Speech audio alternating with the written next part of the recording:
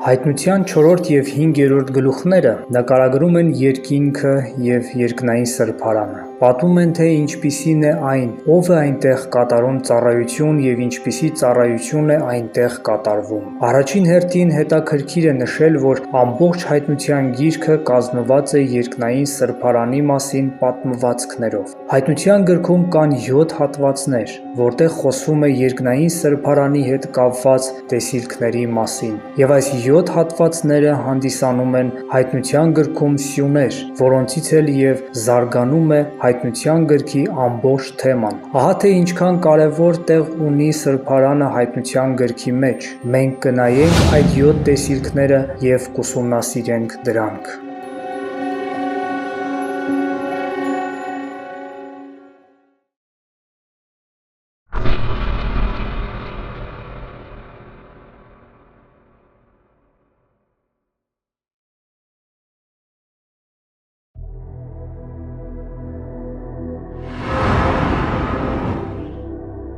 Եվ ես դարձա այն ձայնը տեսնելու, որ ինձ հետ խոսում էր, և երբ որ դարձա 7 ոսկի ճրագակալ տեսա, և այն 7 ճրագակալների միջում մեկը մարդի որդու նման, վճղնավոր պատմուճան հագած և ստինգների մոտ ոսկի գոտի կապած։ Հայտնություն 1 գլուխ 12-13 համարներ։ Հայտնության գիրքը սկսվում է երկնային սրբարանի նկարագրությամբ։ Մենք միասին ուսումնասիրել էինք և պարզել, որ այստեղ նկարագրում է սրբարանի առաջին մասը, իսկ Հիսուս Քրիստոսն էլ ներկայացված է որպես քահանա։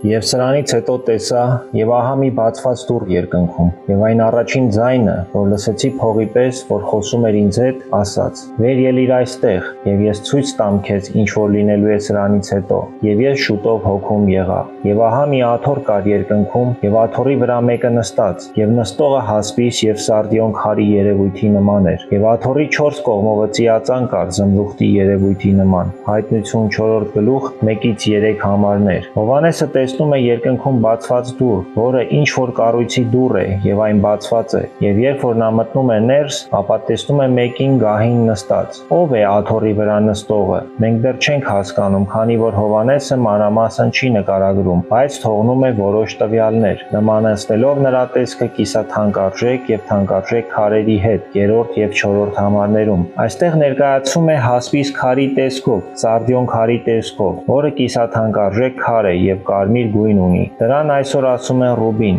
և ներկայացված է զմրուխտի տեսքով։ Այսպիսով 3 քարեր հասպիս, ռուբին և զմրուխտ։ Դուք հիշում եք, որ այս լուրը գրվել էր Աստվածաշունչը լավ իմացող լսարանի համար, և ենթադրվում էր, որ լսողները պետք է անմիջապես հասկանային Հովհաննեսի կողմից օգտագործված ամեն տերմինները ամբողջ Աստվածաշնչի լույսի ներքո։ Հետևաբար, մենք պետք է փնտրենք, թե Աստվածաշնչում որտեղ է հանդիպում միևնույն հատվածում այս 3 քարերի նկարագրությունը։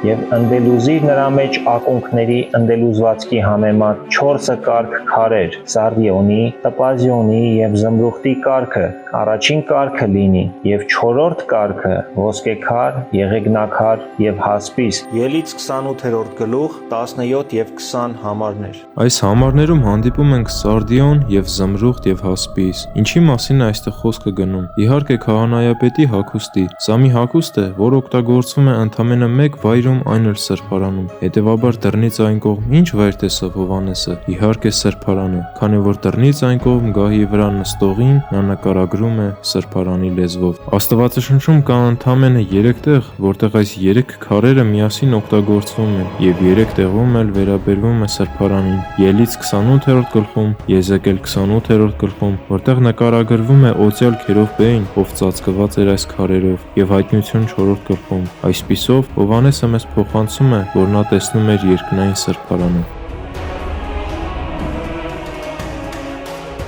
Եվ աթոռի առաջին ապակե ծով կար բյուրեղի նման, Հայտնություն 4:6, էլ որտեղ ենք մենք հանդիպում նման լեզվային ոճ։ Եվ ձուլածոծողը շինեց նրա մեկ շրթունքից մինչև մյուս շրթունքը 10 կանգուն էր, վ մնացորդած 4-2։ Սողոմոնը պատրաստեց ծովը և տեղադրեց սրբարանի բակում, հետևաբար ևս մեկ տերմին, որը ցույց է տալիս, որ Հովհաննեսը տեսել է սրբարանը։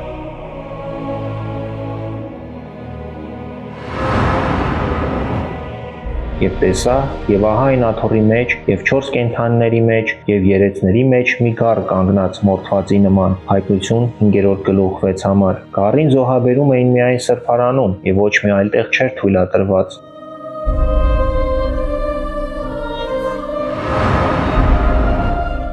Եվ երբ որ գիրքն առավ, 4 կենդանիները եւ 24 երեցները ընկնում էին գառի առաջին, եւ ամեն մեկը ունեին քնարներ եւ ոսկի բուրվարներ խնկով լիքը, որ սուրբերի աղոթքն է, եւ նոր երգ են երգում եւ ասում. արժանի ես առնելու այդ գիրքը եւ դրա կնիքները բանալու, որտեղ մորթվեցիր եւ քո արյունով մեզ գնեցիր Աստծո համար ամեն ցեղից եւ լեզվից եւ ժողովրդից եւ ազգից, եւ մեր Աստծո համար մեզ թագավորներ եւ քահանաներ արիր, եւ երկրի վրա թագավորություն կանենք։ Հայտնություն 5-րդ գլուխ 8-ից 10 համարներ։ Այս հատվածում շատ բացահայտորեն հնչում են սրբարանին վերաբերվող տերմիններ։ Առաջինը ոսկե բուրվարներ խնկով լիքը, համեմատենք Ելից 25 գլուխ 29 համարի հետ։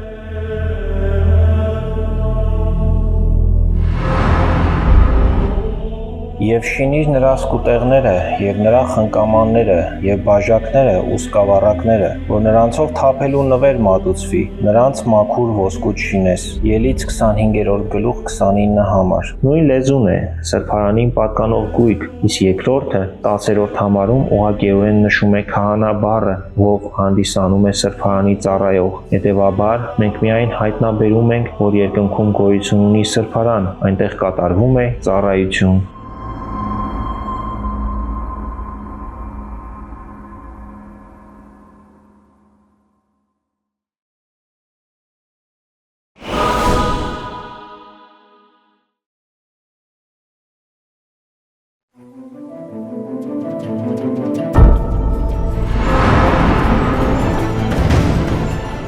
Եվ տեսա այն 7 հրեշտակները, որ Աստծո առաջին կանգնած էին, եւ 7 փող տրվեցավ նրանց, եւ մի ուրիշ հրեշտակ եկավ կանգնեց սեղանի առաջին, եւ ոսկի խնկանոց ուներ, եւ շատ խունկ տրվեց նրան, որ բոլոր սրբերի աղոթքների հետ մատուցի այն ոսկի սեղանի վրա, որ աթոռի առաջինն էր, եւ վեր ելավ խնկերի ծուխը սրբերի աղոթքների հետ հրեշտակի ձեռքից Աստծո առաջին, եւ հրեշտակն այն խնկանոցն առավ եւ լցրեց սեղանի կրակիցը, եւ գցեց երկրի վրա, եւ ձայներ ու որոտումներ, եւ փայլատակներ, եւ շարժ եղավ։ Հայտնություն 8-րդ գլուխ 2-ից 5 համարներ։ Եկեք համեմատենք թվոց 10-րդ գլխի հետ։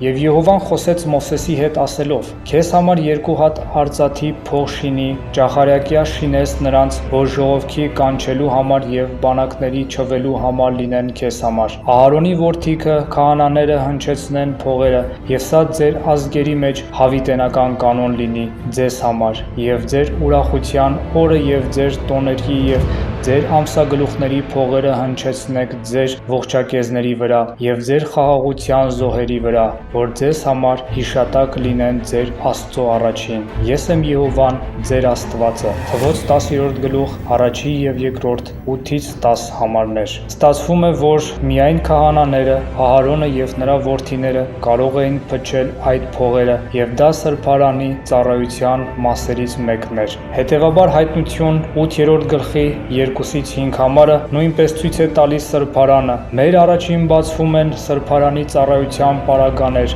սեղանը եւ ոսկե խնկանոցը։ Եվ խոնկ ծխելու սեղան շինես, սատիմի փայտի շինես նրան։ Ելից 30 գլուխ առաջի համար։ Ահա սեղանը, որի վրա խոնկ էր ծխվում եւ այն սրբարանում էր, այն կա նաեւ երկնային սրբարանում։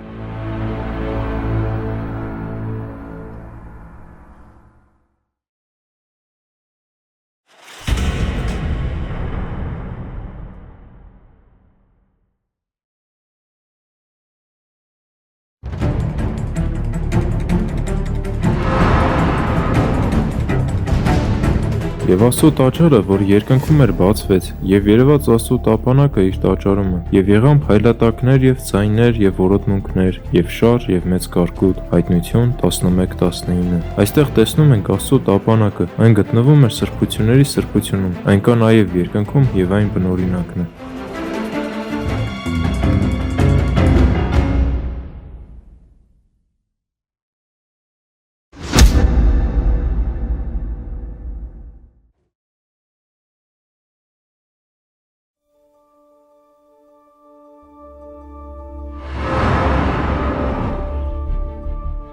Եվ սրանից հետո տեսա և ահա բացվեց վկայության խորանի տաճարը երկնքում, և դուրս եկան տաճարից այն 7 հրեշտակները, որ այն 7 պատուհասներն ունեին, մաքուր և պայծառ կտավ հագած, և ստինքների մոտով ոսկի գոտիներ կապած, և այն 4 կենդանիներից մեկը այս 7 հրեշտակներին 7 ոսկե սկավառակ տվավ հավիտյանը Սավիտենից կենդանի Աստծո բարկությունով լիքը, և տաճարը լցվեց Աստծո փառքից և նրա զորությունից ելած ծուխովը, և ոչ ով կարող չէր մտնել տաճարը, մինչև որ այն 7 հրեշտակների 7 պատուհասները կատարվեին։ Հայտնություն 15:5-8 համարներ։ Տեսնում ենք քահանաներին հատուկ քահանայական հագուստով, բաժակները, սկավառակները և նաև տեսնում ենք նոր բան տաճարը լցվում է Աստծո փառքով և ոչ մեկ չի կարողանում մտնել ներս։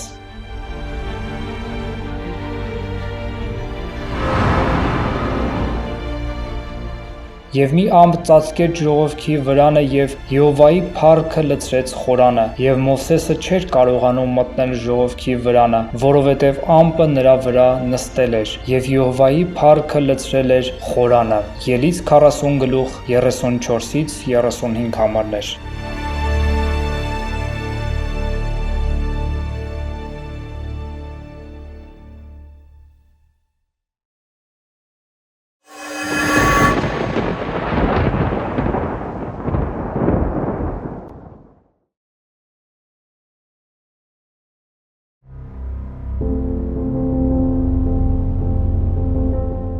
Եվ սրանից հետո լսեցի շատ բազմության մեծ ձայնի պես մի ձայն երկնքում, որ ասում էր. «Ալելույա, փրկությունը եւ փառքը եւ պատիվը եւ զորությունը մեր Տեր Աստծուն, եւ 24 երեցները եւ 4 կենդանիները վայր ընկան եւ երկրպագեցին Աստծուն, որ աթոռի վրա նստած էր, եւ ասացին. Ամեն, ալելույա, Հայտնություն 19-րդ գլուխ 1-10 համարներ»։ Այստեղ նկարագրվում է այն ժամանակը, երբ Աստված վերջնականորեն կթագավորի այս տիեզերքի վրա։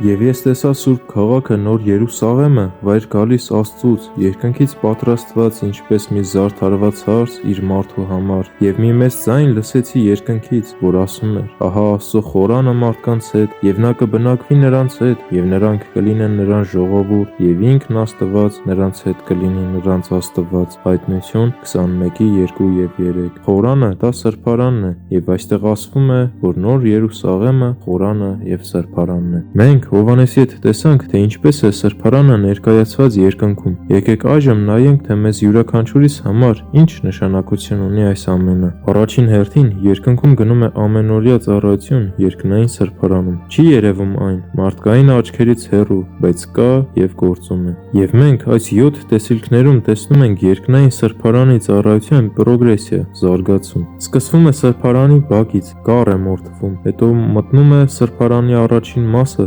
պատրաստում ջրակակալը, յուղ ավելացնում եւ վառում օր ու գիշեր, հետո կատարում է խունկի ծառայությունը։ Քահանան օր ու գիշեր խունկ է ծխում զոհասեղանի վրա, որից հետո 11-րդ գլխից սկսված երկրորդ մասի վարագույրը բացվում է եւ տեսնում են Աստծո ուխտի տապանակը, եւ դա տարին մեկ անգամ էր բացվում եւ հատուկ քահանան կարող էր տեսնել այն։ 11-րդ գլխից հետո արդեն ամեն ինչ նկարագրվում է սրբարանի երկրորդ մասում։ 15-րդ գլխում նկարագրվում է երկրորդ մասը եւ 16-17 համարներում։ Այսպիսով մենք նկատում ենք, որ Հովհաննեսը սկսում է առաջին մասից եւ վերջացնում երկրորդ մասով։ Դրա համար աստվածաբանները Հայտնության գիրքը բաժանում են երկու մասի՝ կապված սրբարանի թեմայի հետ։ Առաջին 11 գլուխները խոսում են սրբության մասին, իսկ հաջորդ 11 գլուխները խոսում է սրբությունների սրբության մասին։ Կա զարգացում, սկսած բակից մինչև սրբությունների սրբություն, եւ վերջապես ինչ կապ ունի այն մեզ հետ մեր պրակտիկայում։ Տորայում կա 613 օրենքներ,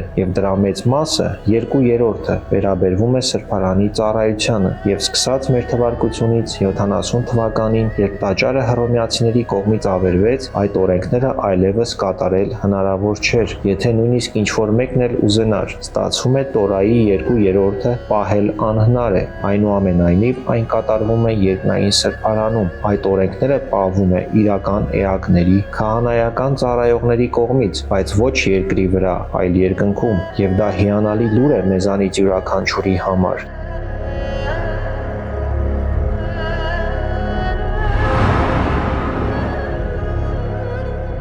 Եվ ասածներիս բովանդակությունը սա է. մենք այնպիսի քահանայապետ ունենք, որ մեծափառության աթոռի աջ կողմը նստեց երկնքումը, պաշտոնյա սրբություններին եւ ճշմարիտ խորանին, որը Տերը կանգնեցրեց եւ ոչ թե մարդ, որովհետեւ ամեն քահանայապետ ընծաներ եւ պատարակներ մատուցելու համար է կարգվում։ Ուստի սրան էլ պետք է որ մի բան ունենա մատուցելու, որովհետեւ եթե երկրի վրա լիներ, քահանա չէր լինի, քանի որ կենում էին դեռ նրանք, որ օրենքի պես պատարակ էին մատուցում, որոնք երկնավոր բաների օրինակով եւ շուքով էին ծառայում, ինչպես հրաման եղավ Մովսեսին, որ խորանը շինելու էր, մտիկ տուր, ասում է, որ ամեն բան անես այն օրինակի պես, որ ցույց տրվեց քեզ սարում։ Եբրայեցիներ 8-րդ գլուխ 1-5 համարներ։ Մովսեսը խորանը պետք է պատրաստեր երկնքի բնօրինակի պես։ Քահանայական ծառայությունը նույնպես պետք է կատարվեր երկնքի բնօրինակի պես։ Երկրային սրբարանի բոլոր ծառայությունները, Աստծո պատվերները վերցված են երկնային սրբարանից։ Հետևաբար, որպեսզի պատկերացնենք երկնային սրբարանի ծառայությունը, մենք պետք է ուսումնասիրենք Տորան։ Հիսուսը 24 երեցները եւ 4 կենդանիները կատարում են այդ ծառայությունը երկնային սրբարանում։ Հավատացյալների բոլոր կարիքները, որոնք նախկինում բավարարում էին երկրային սրբարանում, այժմ բավարարում են երկնայինում։ Առանձին երկար թեմաներ են նվիրված, թե ինչ է անում Հիսուսը երկնային սրբարանում ըստ Տորայի օրենքների եւ շատ հետաքրքիր ու կարեւոր բաներ են մեզ համար բացվում։ Բերենք մեկ օրինակ, ինչ է տեղի ունենում երկնային սրբարանում, երբ դուք աղոթում եք։ Հրեաստանի թագավոր Հերովդեսի օրերում մի քահանա կար անունը Զաքարիա, Աբիայի դասակարգությունից, եւ նրա կինը Ահարոնի աղջիկներից, եւ նրա անունը Եղիսաբեթ։ Երկուսն էլ Աստծո առաջին արդար էին, եւ Տիրոջ բոլոր պատվիրաններում եւ իրավունքներում գնում էին անարատ, եւ նրանք զավակ չունեին, որովհետև Եղիսաբեթը ամուլի էր,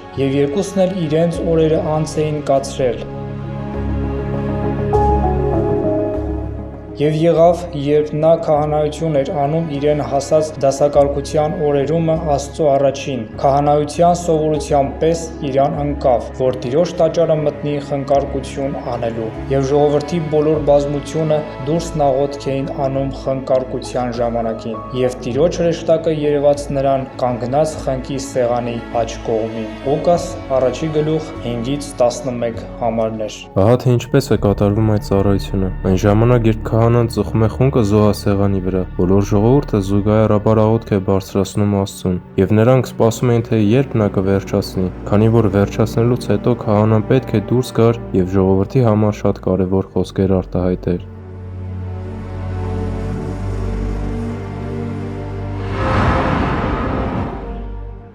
Եհովան օրհնի քեզ եւ պահի քեզ, Եհովան պայծառեցնի իր երեսը քեզ վրա եւ ողորմի քեզ, Եհովան բարձրացնի իր երեսը քեզ վրա եւ խաղաղություն տա քեզ, եւ իմ անունը Իսրայելի որդկանց վրա պիտի դնեմ, եւ ես կօրհնեմ նրանց։ Թվոց 6:24-27։ Քահանա սրբարանից դուրս գալուց հետո այս խոսքերով պետք է օրհներ ժողովրդին։ Ահա թե ինչ է տեղի ունենում։ Զաքարիան մտնում է սրբարան, մարդիկ դրսում սպասում են, բայց նա ուշանում է, քանի որ զրուցի է բռնկվում հրեշտակի հետ, անհավատության պատճառով լեզուն կապվում է եւ չի կարողանում խոսել։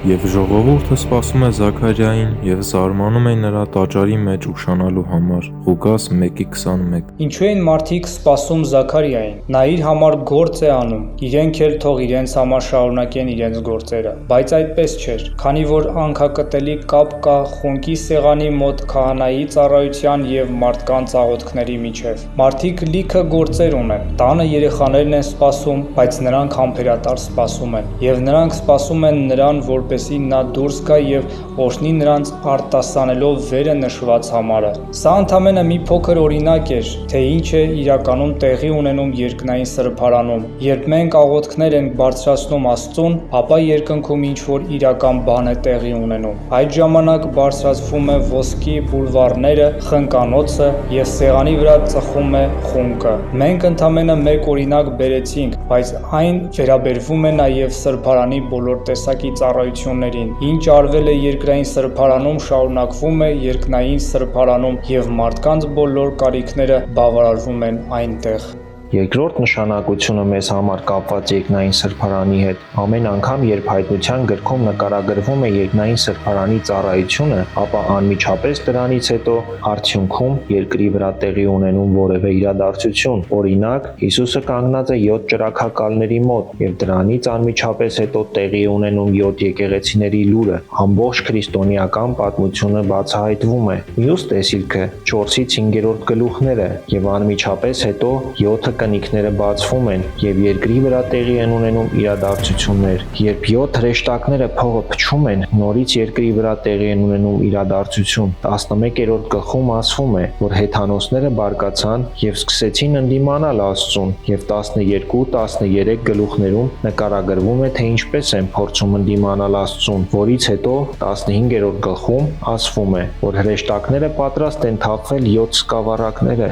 և թափվելուց հետո երկրի վրա տեղի են ունենում պատիժներ։ 19-րդ գլխում մեծ բազմությունն ասում է. «Ալելույա ամենակարող Աստծուն», և երկրի վրա մեղքի վերացումն է տեղի ունենում, և վերջին տեսիլքը Աստծո խորանը մեզ հետ է, և երկրի վրա նոր երկինք և նոր երկիր է ստեղծվում։ Հովհաննես ասում է, որ երկրի ամբողջ պատմությունը իր սկիզբը առնում է երկնային սրբարանից։ Այս մարդկային պատմությունը ձեռք է բերում աստվածաբանական իմաստ, և այդ պատմությունն ունի նպատակ։ Այն մղում է դեպի Աստծո թագավորությունը, քանի որ երկնային սրբարանում տեղի են ունենում հատուկ ծառայություններ։ Հետևաբար, երկնային սրբարանի ծառայությունը ձևավորում է երկրային պատմությունը, և դա շատ կարևոր է մեզ համար։ Եթե մենք արդեն պատկերացնենք, թե ինչպիսի ծառայություններ են ավելացել երկնային սրբարանում, և թե ինչպիսիները պետք է տեղի ունենան դեռ, ապա մենք կհասկանանք, թե ինչ է մեզ սպասվում առջևում, ինչքան դեռ պետք է սպասենք և հաջորդ քայլը որն է լինելու։ Այսպիսով, այս թեմայից մենք պետք է ամենաքիչը հիշենք երկու կարևորագույն ճշմարտություն։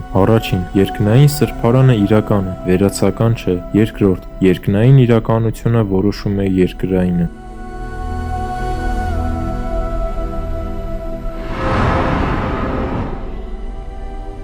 Արդ եղբայրներ, որովհետև համարձակություն ունենք սրբարանը մտնելու Հիսուսի անունով, որը որ նորոգեց մեզ համար նոր և կենդանի ճանապարհ վարագույրի միջովն, այսինքն իր մարմնովը, և մի մեծ քահանա Աստծո տան վրա, ապա թող մոտենանք նրան ճշմարիտ սրտով, հավատի լրությամբ, մեր սրտերը մաքրված չար խղճմտանքից և մեր մարմինը լվացած սուրբ ջրով, պինդ բռնենք հույսի դավանությունն անսայթակ, որ հավատարիմ է խոստացողը։ Եբրայեցիս 10:19-23։ Ինչու՞մն է կայանում այս կոչի իմաստը։ Նրանում, որպեսզի մտնենք երկնային սրբարան, հաղորդակցվենք և տեղավորվենք։ Աստված կոչ է անում մտնել երկնային սրբարան ինչպես։ Ինչ որ մեկը եղել է այնտեղ, մտել է այնտեղ, իհարկե ոչ ֆիզիկապես։ Այդ իսկ պատճառով պետք է մտնել միայն լի հավատքով։ Ինչքան էլ փնտրենք աչքերով չենք տեսնի, այլ միայն հավատքով։ Եվ ոչ միայն խորհուրդ է տրվում մտնել, այլ հրամայում է, որ համարձակությամբ մտնենք։ Պրակտիկայում այն նշանակում է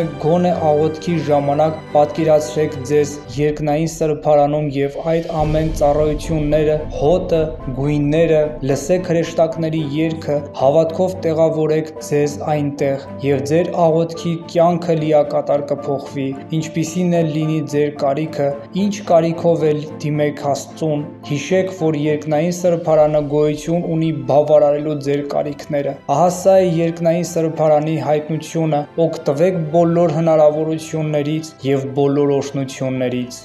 Ամեն։